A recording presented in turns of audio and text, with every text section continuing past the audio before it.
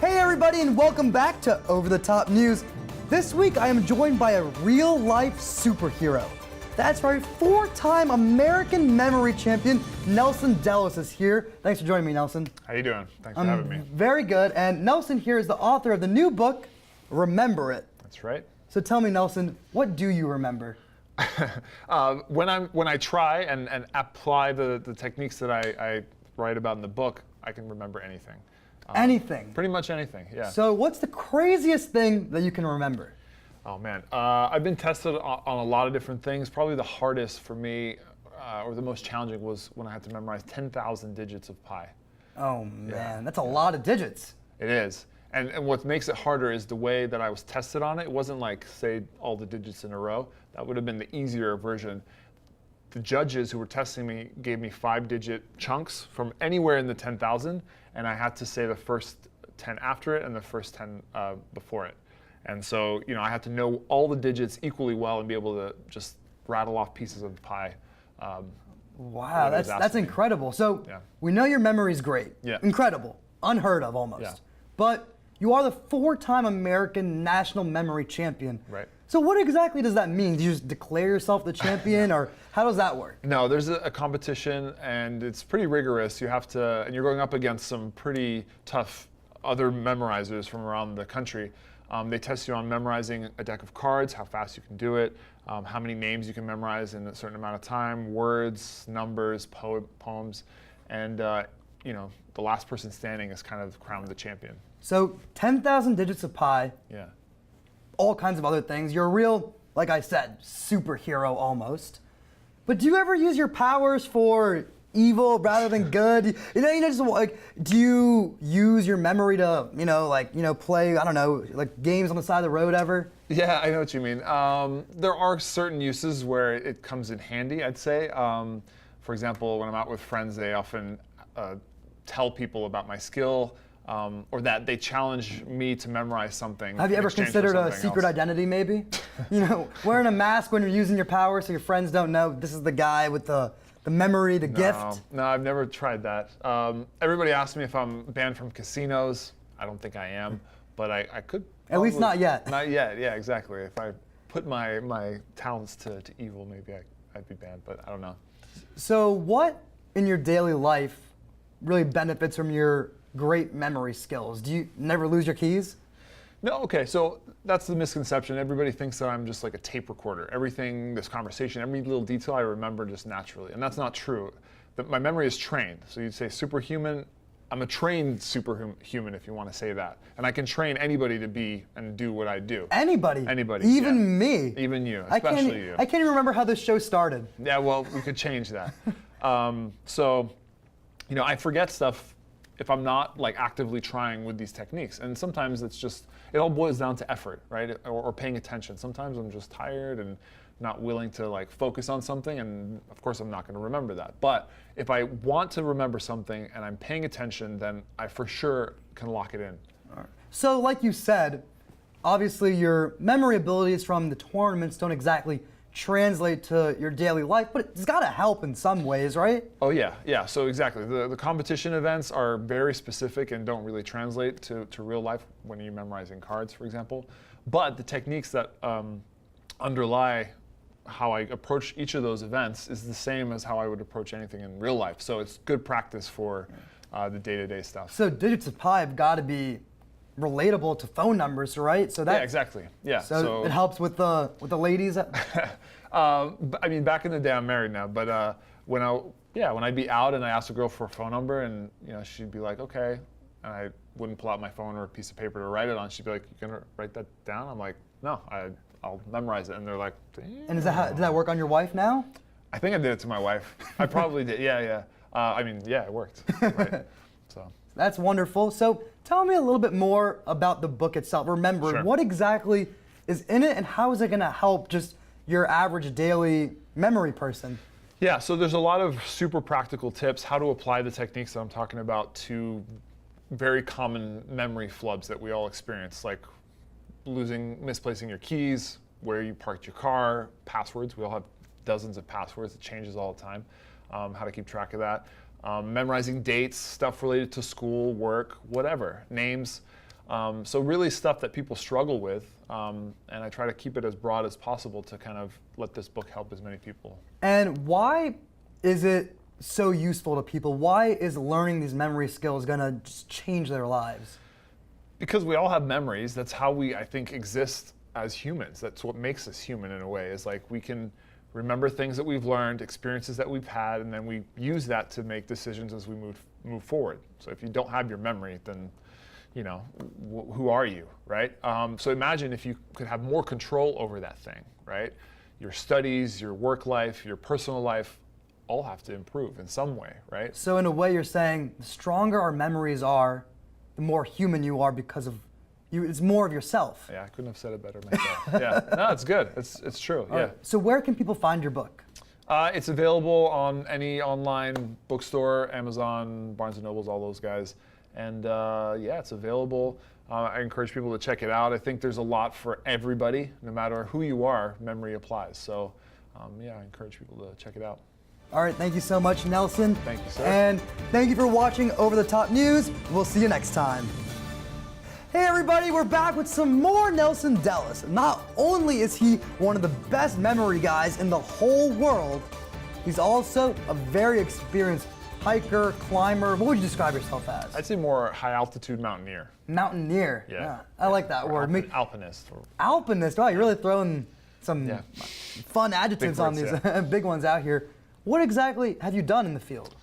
Yep. So I mean, I still consider myself amateur, but I've done some pretty big expeditions. I do it when I can. Obviously, I live in Miami. It's not the most mountainous place. I think, correct me if I'm wrong, but I've read that Florida is the flattest state in the country.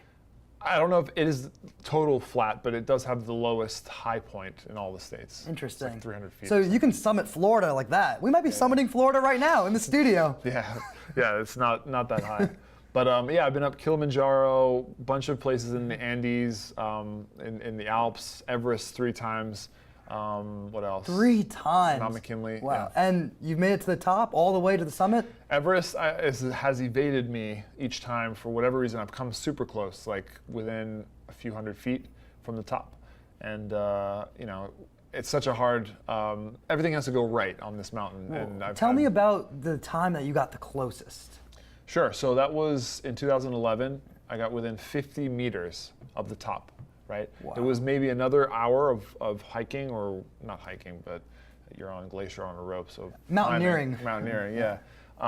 And you know, you're on supplemental oxygen at that point because you're so high up in the death zone. And my mask broke, so it like got clogged. I couldn't get any air into it, so I started climbing without it. Just the natural ambient air, and that just, I think, broke me down over the course of the next few hours. What was that like, climbing without the additional air? I can't even imagine that. Well, at first I panicked because with my mask I was suffocating. I like couldn't get any air. So when I took it off, I was like, okay, that is fine. There's air there, but not that much. And when you're exerting yourself, you know, that hard over so many hours, it takes its toll. And so when I got to this point called the South Summit, near the Hillary Step, if people are familiar. It's a famous fixture on the mountain. I sat down, and probably if my Sherpa hadn't kind of like forced me to get back up, I probably would have just sat there and died.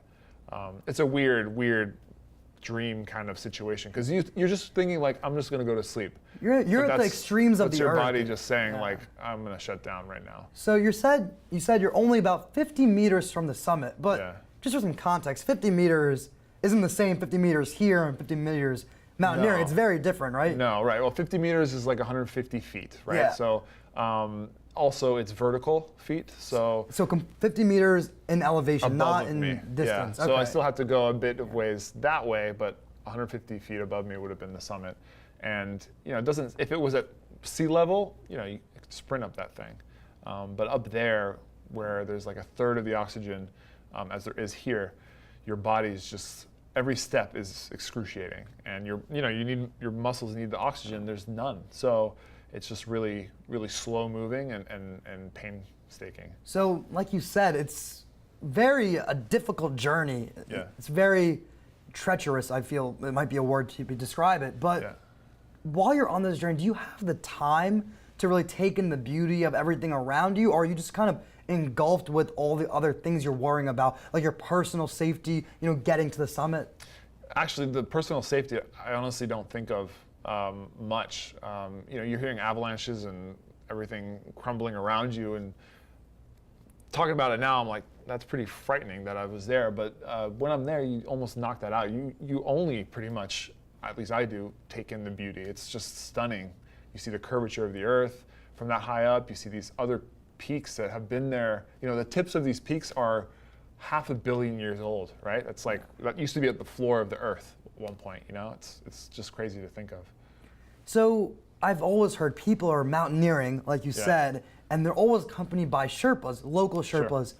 Just tell me a little bit about your experience with your Sherpas, because I imagine these locals are very, very experienced climbers. Oh, yeah, so the Sherpas are locals to the Everest region.